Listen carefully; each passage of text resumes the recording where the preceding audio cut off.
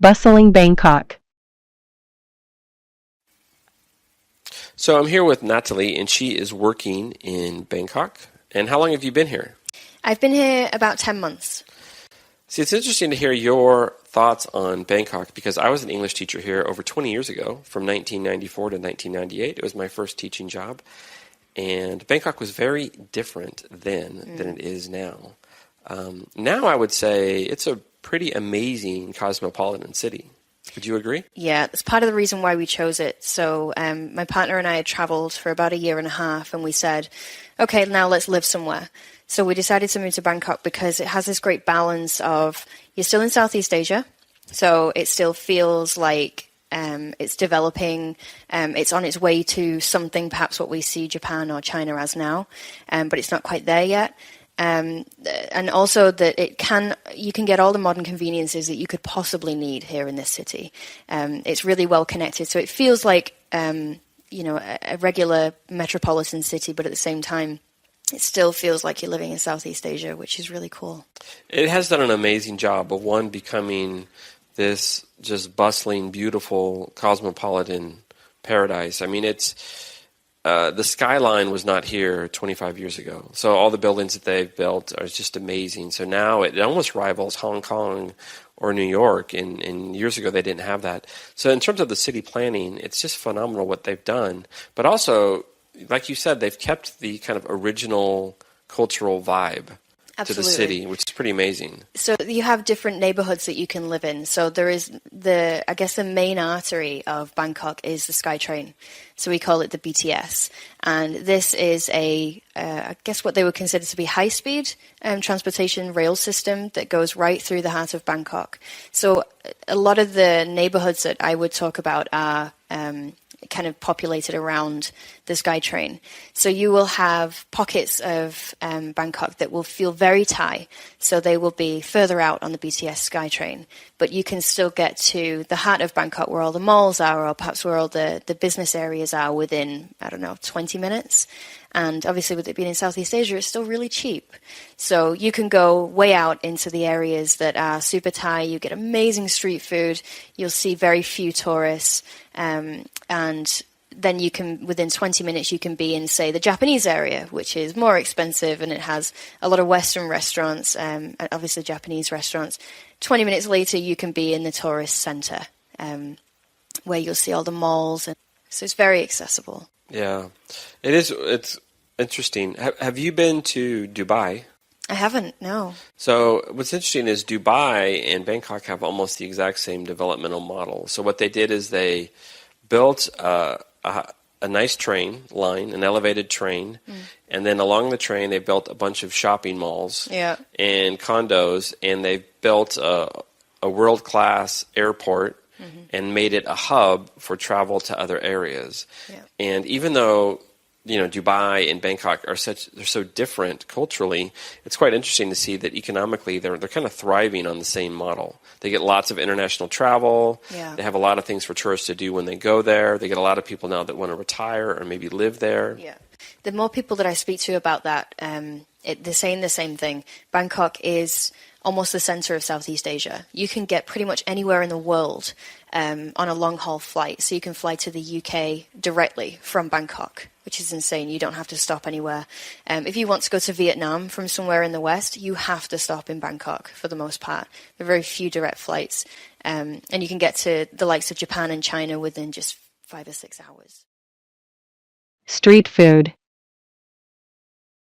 So, Natalie, you were saying that you are a foodie. I'm a huge foodie. And you are now in Bangkok. And Bangkok is famous for its street stall food, but that's changing. It is. So this is probably 70% of the reason why I moved to Bangkok, because of the street food. So yeah, the street food scene is changing. It seems like they're trying to take the model that's similar to the hawker centers in Singapore. So the hawker centers is basically where all of the street food carts that used to be on the corner of a street, and what we call entire soy, they've been moved into one big center, so almost like a deli center. And I think it's in an effort to keep things clean, and to just have a hub where you get all of your food, and it's easier for tourists. So that's happening a lot. There are pockets of areas in Bangkok where you can still get amazing street food on the street, particularly in the business districts like Siloam. I think they will struggle to get their street food vendors off the streets because it is so convenient for people when they leave work. It's right near the elevated SkyTrain that we talked about earlier.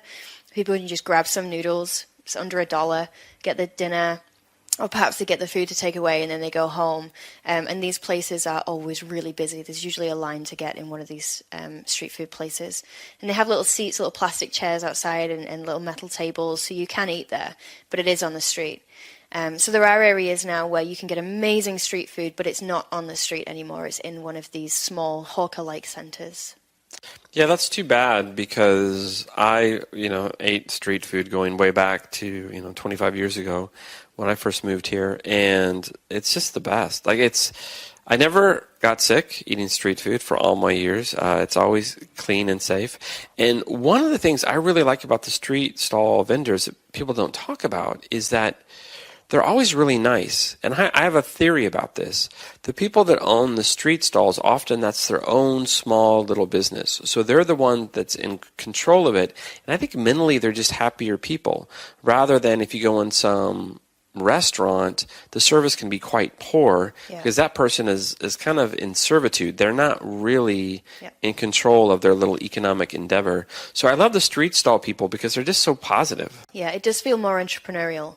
And these guys, something that I love about the street food as well, just while we're on the topic, is you walk down the street in Bangkok and there are all kinds of noises and there's color everywhere. All the cars, the taxis are super colorful. They're really famous for that. But then you will smell something, right? You will smell something being grilled, or you'll smell somtum. So this is where they have the pestle and mortar and they're mixing up papaya and salad and garlic and the smell of fried garlic. I feel like if you want to sell something, just blast the smell of fried garlic out. You will get people in. And that's one of the things that I love about the street food here. And as you say, it is really cheap. And the thing is these people have most likely been preparing this food since the night before, right? So there is a huge misconception about street food being dirty. And obviously, there are going to be places that have dirty street food and it might make you sick. But the chances are these people have been preparing these ingredients at home and then they've brought them onto their street food cart and they're selling them all day. So they really care about what they're selling. And people go back time and time again. And I can say that because I do. And I wouldn't go back if these people didn't make amazing food. Yeah, and if people were sick, right, then they would lose their business. Yeah. It's almost illogical because when people think that, the street food is dirty, you can see the kitchen. You literally are sitting next to the cook in the kitchen. You can see everything they're doing right in front of you. Yeah. Whereas in a restaurant, you have no idea what goes on in the kitchen. Yeah. So I can give you some advice for street food. Don't be scared of street food. Try it. But there are a couple of things that you can do to make it a little bit safer.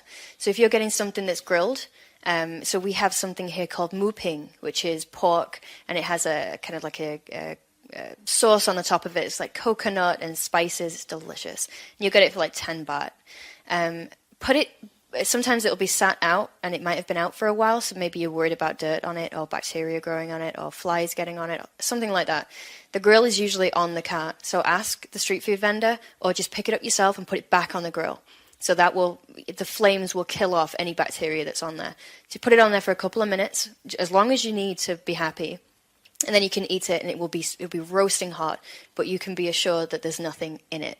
And they often do that themselves. Yeah. Like, even if you don't ask, I've always wondered that they'll just flop it back on there really fast. Another thing that I love that they do in Thailand too is if you go to, it's similar to the streets food. It's the hole in the wall place where literally it's like a room with no door, and it's a bit kind of an outdoor restaurant. Yeah.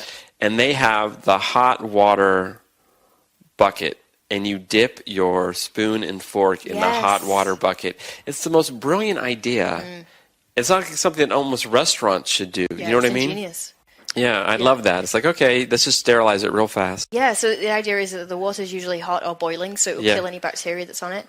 If you go to a street food place and perhaps they don't have that, but they do have like a table and chairs set up, when you get a box usually, or like a rectangular metal box, and that has your chopsticks in it, or it has your spoon in it, or your knife. We don't use knives in Thailand. It would be a spoon and a fork. Just use a napkin, wipe it down before you use it. They will have cleaned it before. I've never had any issue, but if you're not sure, just wipe it down with a napkin. There are always napkins. Yeah, oh, it's so clever. Love it/hate it. So Meg, what do you like to do in your free time? Actually, I love cooking. I like to try new dishes and I love baking as well. Oh, nice. That's interesting because I hate cooking. Oh, really? Yeah, and I don't know anything about baking, but I like cleaning. Cleaning is relaxing. Really? Is that true? Yeah, really, I like cleaning. Oh. So my house is usually very clean. My house is usually clean also, but I don't like cleaning very much. Yeah, I think most people don't like cleaning, but some people think cleaning is relaxing, like That's me. true. What else do you like to do? Well, I like exercising. I like going to the gym. I like listening to podcasts. So I listen to a lot of podcasts a lot. And I like surfing the internet. And sometimes I enjoy reading books. I also enjoy reading books when I have time. But these days, I often listen to books instead. I listen to audiobooks. Oh, really? Yeah, I like listening to audiobooks Why? because I can exercise at the same time. So exercising and reading at the same time. Yeah, it's fun. So I love jogging, and I go jogging almost every day, usually for 1 hour. So I listen to audiobooks when I jog. So you can do two things at once. Very important. Multitasking. Right. I love multitasking. Sounds like you're good at multitasking. Let's talk about outdoor activities. Sure. Do you like doing yard work? I don't especially like doing yard work, but right now I don't have a yard, so doing yard work isn't something I have to worry about. What about you? I like doing yard work. I think it's very relaxing. It's like cleaning, so I enjoy it. But like you, I don't have a yard, so now I don't do yard work very much, or I can't do yard work. So you like gardening if you have a yard? Yeah, so I grew up on a big house, so we had lots of yard work, lots of gardening, so yeah. Right. But what about other things like hiking? Do you like hiking? I love hiking. Anything that is in nature, I love doing. So I love hiking, I love kayaking, I love canoeing, any outdoor sports. Do you like hiking? I do. I'm with you. I love hiking. What about things like rock climbing? I have never been rock climbing. Have you gone rock climbing? No, rock climbing looks dangerous. Yeah. So I'm a little scared. Yeah. So I've never done rock climbing either. What about things like singing and dancing? Do you enjoy singing and dancing? I enjoy singing, but I'm not very good at it. So I like singing when I'm alone or in my car. Are you good at singing? No, I'm terrible at singing, so I hate singing. I really, really hate singing. But I like going to karaoke and listening to people sing. Yeah, some people are really good at singing. Yeah. What about dancing? I hate dancing too. Yeah. I'm not good at dancing, so dancing is very embarrassing for me, so I don't like it. I'm not good at dancing either. Are there any other activities you really dislike doing? Like for me, I hate writing letters. For example, I don't like writing thank you letters. I don't like writing anything with my hand. Typing is okay. I don't mind typing things, but I hate writing. So using your hand to write, you hate writing. Yeah, I like typing. Fingers is okay. Thumb is Right. okay on the phone. Like, I don't mind texting. Right. I don't mind typing. I just don't like physically writing with a pencil or pen. Like, yeah, pen or pencil, like a letter, Because- writing a letter. Right, because my writing is really bad. Oh. And it's hard to read, so it's embarrassing. How I'm about sure you? it's fine. Yeah. How about you? For example, do you like ironing your clothes? I don't like ironing my clothes, but my clothes usually don't need ironing, so I don't have to worry about it too much. I don't like doing laundry. It's related to ironing clothes. So it takes a long time, and I have to dry the clothes, so doing laundry is a little bit boring for me. I don't mind doing laundry if I go to the coin laundry, but I hate hanging my laundry out. So I hate hanging out my laundry. It takes forever. I don't know why. You put it out, you take it back in. It just takes so much time. That's funny. I'm kind of the opposite. So I don't mind hanging out my laundry because I like saving money. So I don't have to use money at the coin laundry. Plus, you are helping the environment. That's true. I like helping the earth. Yeah, I should change. Okay, thanks, Meg. Yeah.